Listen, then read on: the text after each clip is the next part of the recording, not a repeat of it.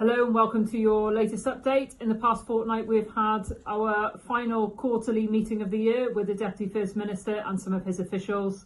We spoke to him about a number of issues. Obviously, Sustainable Farming Scheme was at the top of the list. Whilst largely we are happy with the overall framework of the scheme and the allocation of the budget, so 70% of it being allocated to that universal layer, we still feel at NFU Cymru there's a need for evolution to make sure that everybody has got an opportunity to be able to get onto the Sustainable Farming Scheme. There are still some issues around habitat and some of the other areas, including CPD or the animal health planning. So still some work to do there. We also discussed bovine TB and the ongoing devastation that this is having for a lot of farming families throughout Wales, and what might be happening next with the Technical Advisory Group and the Programme Board in order to progress this. We discussed the learnings from blue tongues. Very important that if we are faced with something like this in the future, then we have to learn from what's happened, because that caused a huge amount of disruption. And there were also issues for the poultry sector that need to be brought up, particularly around planning. And this was very strong in the recent poultry board as well. We also had a conversation with Deputy First Minister about inheritance tax. This is not a devolved issue, but nonetheless it's still incredibly important that the Welsh Government is shown to be listening and is supportive to the Welsh farming community.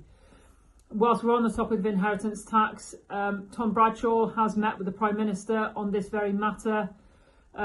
There is still plenty of time for this government to make meaningful change. The devastation this is going to cause to families who are caught in the eye of the storm, for those who have no time to prepare for the pending changes to the inheritance tax, there is still time for meaningful change for this if the UK government is willing. And I urge them to listen to those backbench MPs who are contacting the UK government, who are getting in touch with the Chancellor and the Prime Minister and the Treasury, to listen to their concerns, because these are all coming from farmers.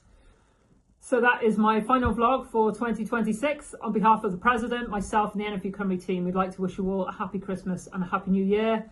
And for farm teams working on Christmas Day, I hope all your machinery starts on time. I hope all your livestock behaves, there are no breakdowns, everything runs smoothly, and that I haven't just jinxed you by saying all of those things. And a huge thank you to you as well, because there will be many families sitting down to enjoy their Christmas dinner this year at a very special time of year for a lot of people.